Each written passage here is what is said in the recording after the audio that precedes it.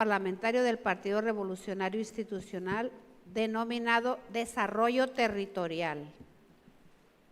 Tiene la palabra, diputada. Muchísimas gracias, diputada presidenta, a este honorable Congreso del Estado, ciudadanas, ciudadanos presentes en este recinto, a quienes nos siguen a través de las diferentes plataformas digitales, a los medios de comunicación, compañeras diputadas y diputados.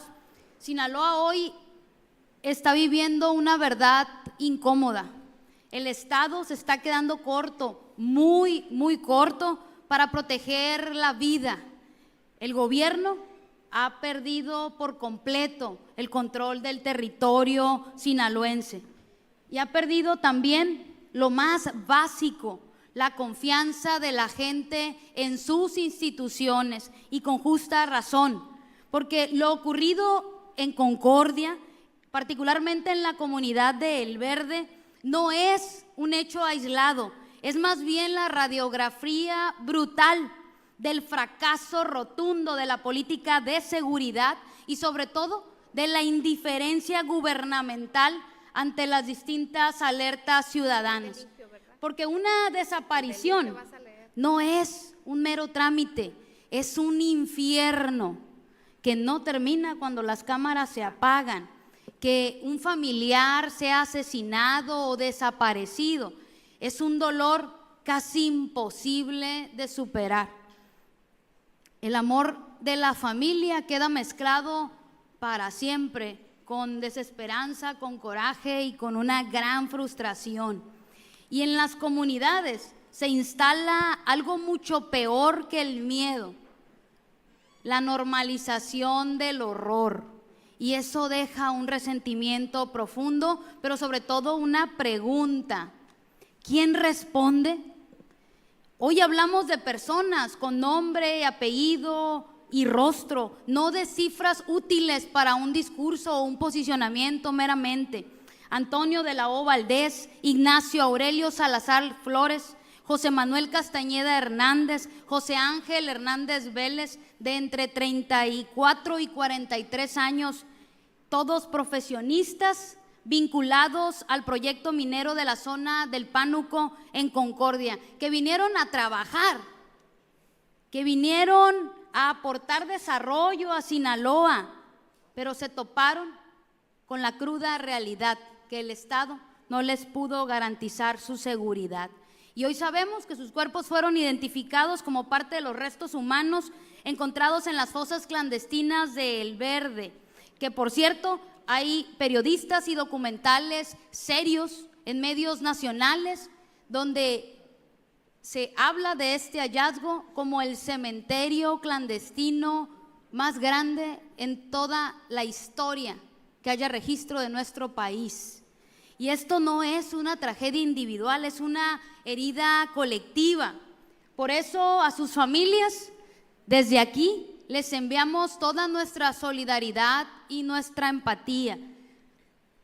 Sinceramente, no hay palabras que reparen esa ausencia, pero lo que sí hay es la obligación del Estado, que no puede seguir evadiendo como hasta el día de hoy. Por respeto a sus familiares, seguiremos denunciando la incapacidad y la negligencia que permitió este crimen. Sinaloa les debe un desagravio y el gobierno les debe verdad. Por la memoria de ellos, no vamos a dejar que este caso se archive como muchos otros entre excusas, porque la justicia tiene que llegar, y tiene que llegar de manera plena, pronta y real, no como una simple promesa como está hasta ahora. En estos días también quedó expuesto algo que indigna de sobremanera, y me refiero a la falta de sensibilidad de quienes debieran de estar del lado de las víctimas. Las madres buscadoras, agrupadas en diversos colectivos, alrededor de 25, se conformaron como brigada estatal de búsqueda de personas desaparecidas. Acudieron a una servidora para solicitar apoyo y comentaron todo el calvario que ha implicado desde que se enteraron de estas fosas, el llamado, la búsqueda en las instancias correspondientes ante las diversas comisiones y las áreas que les compete la responsabilidad de estarles apoyando y auxiliando. Estuvimos dispuestos a apoyarlas e inclusive a ir junto con ellas a trasladarse al sitio, porque, insisto, no habían encontrado eco ni en la Comisión de Víctimas, ni en la Comisión de Búsquedas, ni en la de Derechos Humanos, ni en la Secretaría de Gobierno, ni en la Fiscalía. En ningún lado les daban respuesta, menos apoyos. Pero al mostrar esa disposición de nuestra parte, faltaba lo más importante, que era el resguardo y la seguridad.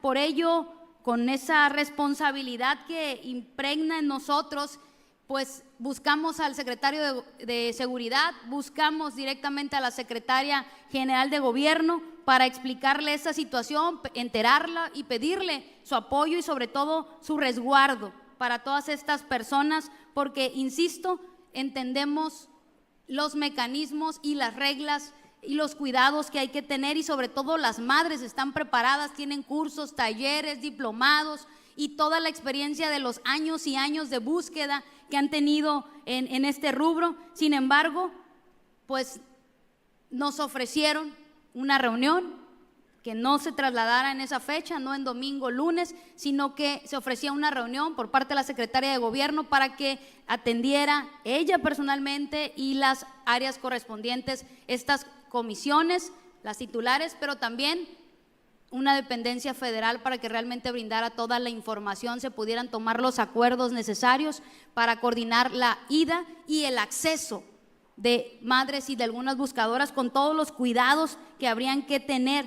Pero el día de ayer, que había sido pactada esta reunión en un acuerdo, en un compromiso, en una palabra empeñada por parte de la Secretaria General de Gobierno, pues nos topamos con que nos dejó plantadas, no acudió a la reunión, pero envía a la subsecretaria de Derechos Humanos, que depende de la Secretaría General de Gobierno, pues solamente a recibir ofensas, groserías y señalamientos que incurríamos en delitos graves por apoyar a que se trasladaran en esta desesperación madres y colectivos.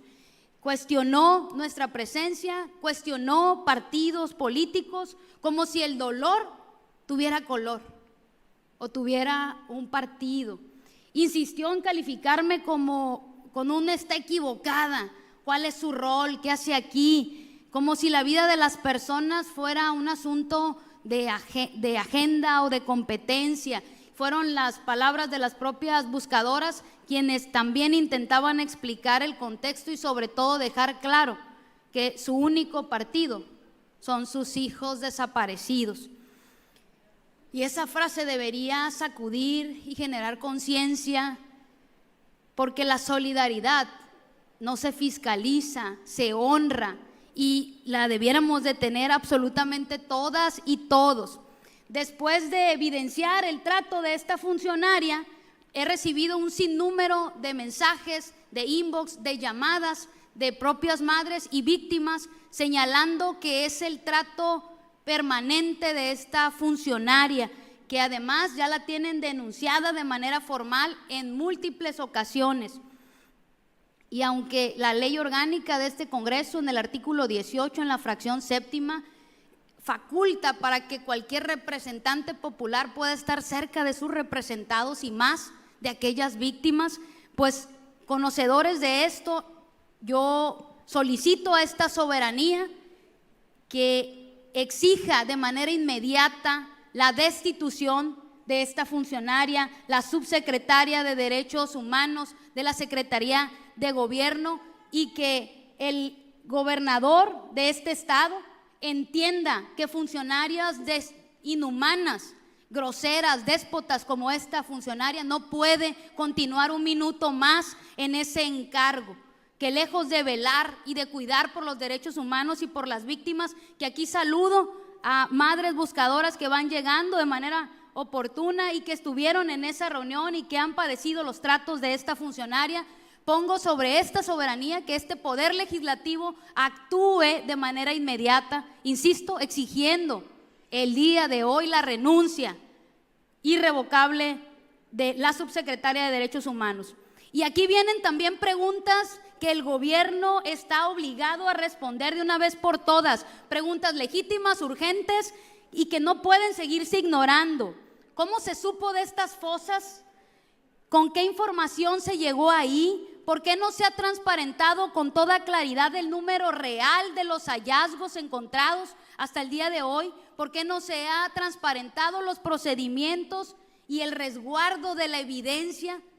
¿Por qué se limita la presencia de colectivos y de observadores ciudadanos más cuando la confianza está completamente rota en las instituciones? ¿A qué le temen? ¿A la verdad o a la mirada de la sociedad? Si había ya desde antes antecedentes de violencia, de amenazas, de desapariciones en toda esa zona, ¿por qué canijos no actuó la autoridad? ¿Quién asumirá la responsabilidad por esta grave omisión? En este caso ocurre además en un grave contexto de la crisis más grave, más histórica de nuestro estado. En 2025 se registró una tasa de personas desaparecidas de 29.9 por cada 100,000 habitantes. Estas son cifras oficiales, no son percepciones, y la tendencia va a la alza.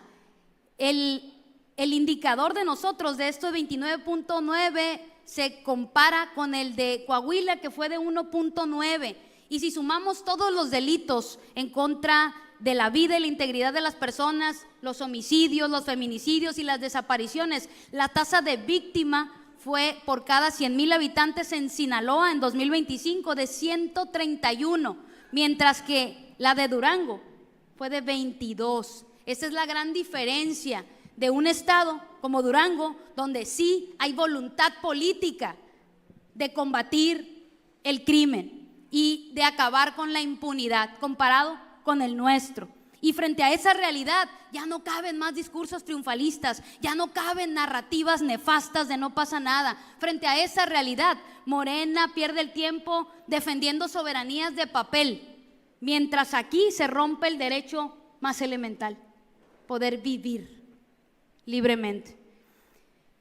Desde el gobierno se intenta explicar lo inexplicable, pretextos absurdos, que si no se habían recibido de manera formal denuncias sobre amenazas y extorsión de la minera, pero si llevan meses presumiendo inteligencia y control territorial, además de un héroe de pacotilla que está a cargo, ¿de verdad no sabían que los trabajadores y estas empresas mineras corrían riesgos? Esta política de abrazos y no balazos que se empeñan en mantener está acompañada, dicen, de una inteligencia que ha sido totalmente ineficaz, que ha empeorado el drama de la violencia.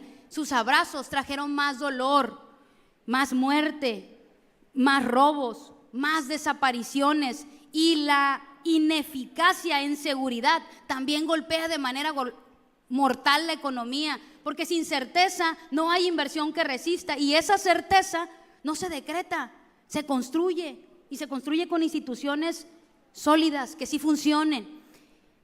Y si ante la magnitud del hallazgo la autoridad federal tuvo que intervenir porque el problema rebasó al gobierno estatal, esto no puede significar que las familias queden a obscuras, ni que Sinaloa sea un simple espectador. Por eso, este Congreso de Sinaloa debe fijar ya, de manera inmediata, una postura firme y clara, exigir a las autoridades federales un sistema de información efectivo, diario y verificable sobre hallazgos y avances en el Verde Concordia, y exigir sobre todo que se permita la participación de los grupos de madres buscadoras como observadoras, con reglas de seguridad, por supuesto, y sin afectar el trabajo pericial. Y al gobierno del estado hay que decirle con todas sus letras: no se vale mirar desde las gradas, tiene que coordinar,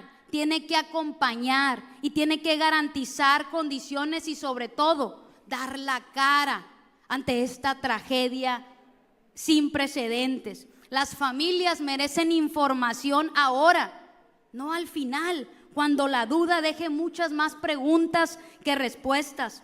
Por eso, después de la remoción de la subsecretaria de Derechos Humanos, exigimos que se cumpla con el acuerdo de la reunión con las autoridades competentes locales, pero sobre todo federales, de manera inmediata, para que se informe con claridad y se opere el traslado y la presencia de buscadoras y colectivos en el Verde Concordia. Es urgente ya reconocer que en estos 7 años y medio no han servido lo que se ha hecho por parte del gobierno de Morena para pacificar Sinaloa. Negarlo más es prolongar el sufrimiento, el calvario y el dolor de las familias. Es vital y urgente que la Fiscalía reporte con claridad lo que sucede. La verdad, entiéndanlo, no puede maquillarse, salta a la vista. Y también es necesario que dejen de pedir que no se les critique. Las víctimas y la sociedad señalamos errores porque la política actual no ha traído paz, eso que tanto anhelamos todas y todos los sinaloenses. Lo que debe hacerse es escuchar de una vez por todas a las familias, a los colectivos, a las víctimas, a la ciudadanía. La seguridad pública requiere colaboración real y coordinación permanente. Es lo que hemos insistido y no nos vamos a cansar de seguir proponiendo, porque se requiere fortalecer las policías, las fiscalías, se requiere respetar al Poder Judicial y su autonomía y prevenir la violencia con un enfoque territorial interinstitucional. Esa es política pública seria, no simple propaganda como lo que hoy tenemos. Estamos presenciando las consecuencias de años de debilitar capacidades institucionales y quien paga ese costo son las familias sinaloenses, nuestros jóvenes sobre todo, por la memoria de los más de 6,000 asesinados o desaparecidos de esta crisis y en solidaridad por las más de 15,000 víctimas de robo. Seguiremos proponiendo y exigiendo un cambio, no por cálculo político, que quede bien claro, sino por responsabilidad moral, porque el silencio, compañeras y compañeros diputados, también mata. Y Sinaloa merece vivir sin miedo. Las familias quieren y merecen vivir en paz. Sinaloa merece vivir en paz y este Congreso tiene la responsabilidad de intervenir ya. Muchas gracias. Es cuanto. Gracias, diputada.